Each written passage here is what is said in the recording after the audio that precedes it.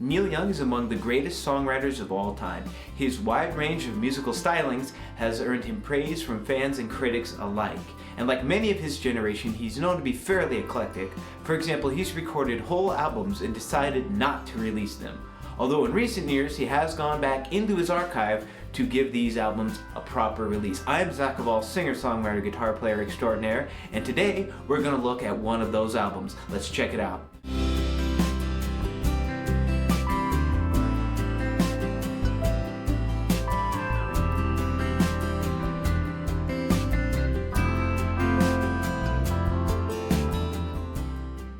In 1975, Neil Young was at the top of his game. His albums After the Gold Rush and Harvest launched him into success as a solo artist. His 1975 album Zuma, with his outfit Crazy Horse, also did well commercially, making it to number 25 on the Billboard 200 list. He also wrapped up a wildly popular stadium tour with Crosby, Stills, and Nash.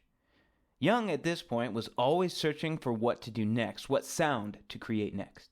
He'd always wanted to do a solo acoustic record. He'd already been conducting some sessions with his longtime producer, David Briggs, at Indigo Ranch Recording Studio in Malibu. The material that came out of these sessions would go on to be some of Young's best work. Looking back on these sessions, David Briggs said, he'd turn to me and go, "Guess I'll turn on the tap," and then out came Powderfinger, Pocahontas, Out of the Blue, Ride My Llama. 2 days, a day. I'm not talking about sitting down with a pen and paper. I'm talking about picking up a guitar, sitting there, looking me in the face, and in 20 minutes, Pocahontas. On August 11th, 1976, Briggs and Young returned to Indigo Ranch to record the album that would become Hitchhiker.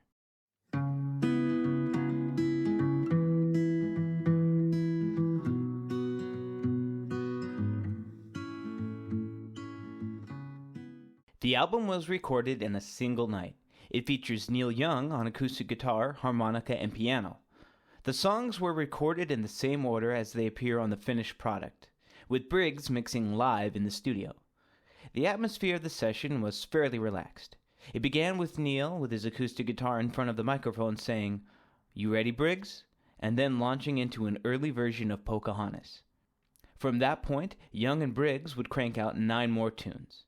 In his memoir, Special Deluxe, Young would later recount that he only stopped recording for weed, beer, or coke, saying it was a complete piece, although I was pretty stony on it. You can hear it in my performances. When the session finished and the mixes were printed, the album was ready to go and Young was ready for release. However, this was not meant to be. The executives at the label said that this album was nothing more than a collection of demos and that he should re-record these tunes with the band. And with that, the album was shelved for at least 40 years.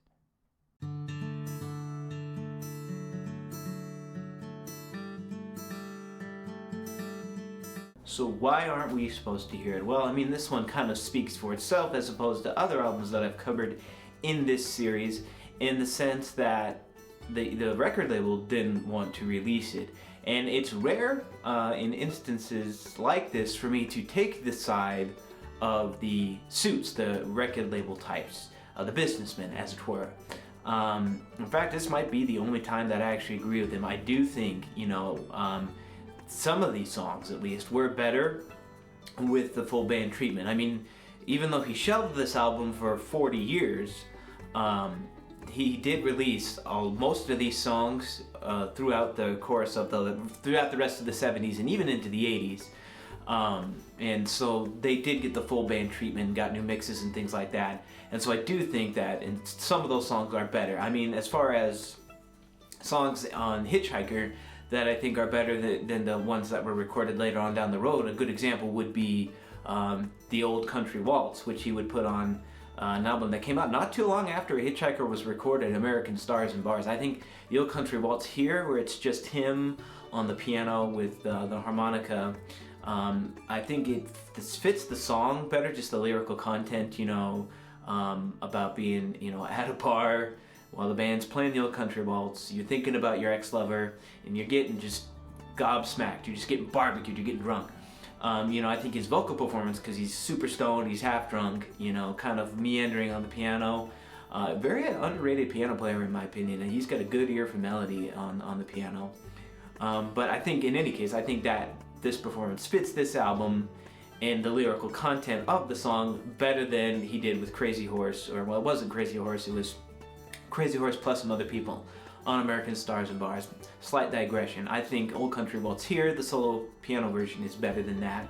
I also think that the song Hitchhiker on this album is much better than he recorded it in 2010 with Daniel Lanois on the album called Les Noise. And that's an interesting experimental album, and you should definitely check it out. But I think the song here works better on the acoustic guitar and harmonica. As I mentioned, most of these songs would get a proper release, just not on this album, on various other albums throughout the 70s and 80s. There are two exceptions to that. The song Hawaii and the song Give Me Strength. Give Me Strength of the two, I think, is probably the strongest song. I think it just, wow. David Briggs' production on that, I mean, again, he's mixing as Neil Young is performing the song. So it kind of gets better as the song goes on. And I think it's well-rounded for if David Briggs is to be believed, that Neil Young kind of just cranked these suckers out. Like, wow, what a tune. It's got everything you want. It's got heartbreak, it's got good imagery, you know, it's a decent vocal performance, you know. I mean, Neil Young is no stranger to performing under the influence, shall we say.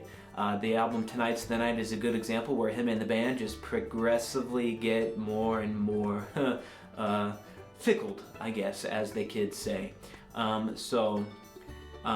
He's no stranger to performing under these conditions, and some of those performances on Tonight's the Night suffer from that. Give Me Strength does not. I mean, at this point, we're about halfway through the album, which means he's presumably, you know, he's got a fair amount of coke, weed, and beer inside him doing that. And so, under those conditions, just looking at it in that context, it's an impressive song. But just, again, the lyrics, the imagery, the melody, you know, the chord voicings he's using on the guitar, and of course, his harmonica playing is phenomenal. Now, Hawaii, on the other hand, it feels like half a song. There's some good ideas here. It feels like the problem with Neil Young is he doesn't write things in draft. He kind of just writes it and then releases it. Now, a lot of people can do that. I certainly can't do that. I like to fine-tune my songs a little bit more, and I think Neil Young would be in that camp if he just decided to. But again, he's Neil Young. He gets to do whatever he wants to do. But Hawaii, I think, would have benefited from another couple of verses, and maybe a bridge or something like that, where he could do like a harmonica solo, or if he recorded it with Crazy Horse or something like that, where the band can just jam. But again, it feels like half of a song. So, that being said, on the whole, I think this is a fairly good album. You know, despite it feeling like a demo, you know, a series of demos rather, there are, you know, things like that, there are collections like that out there, bootlegs of Bob Dylan and Neil Young and things like that, of demos.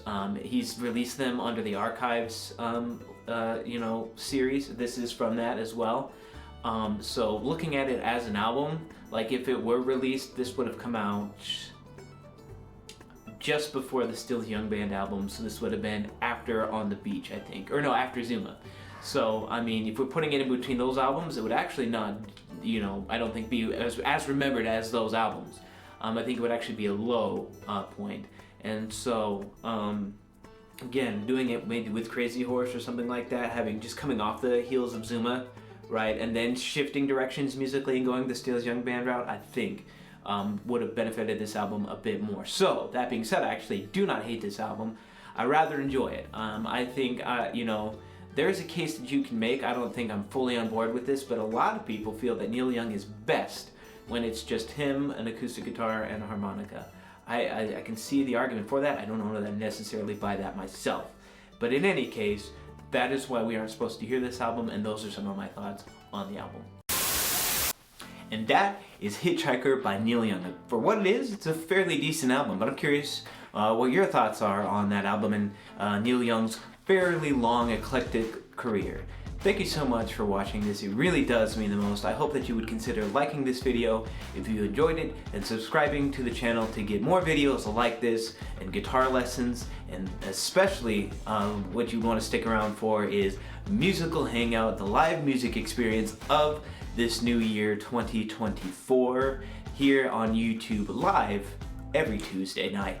Would appreciate it if you would check that out. I would also appreciate it if you would follow the links below to give me a follow on Facebook, Instagram, TikTok, dealer's choice on what social media platform you want to follow me on. Would also love it if you would consider following the link to my new album called Imaginary Songs.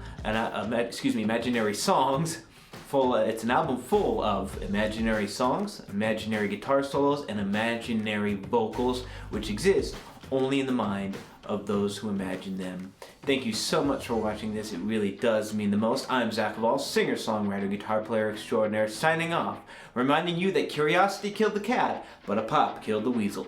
Bread is bread, cheese is cheese. Praise God. Hacha!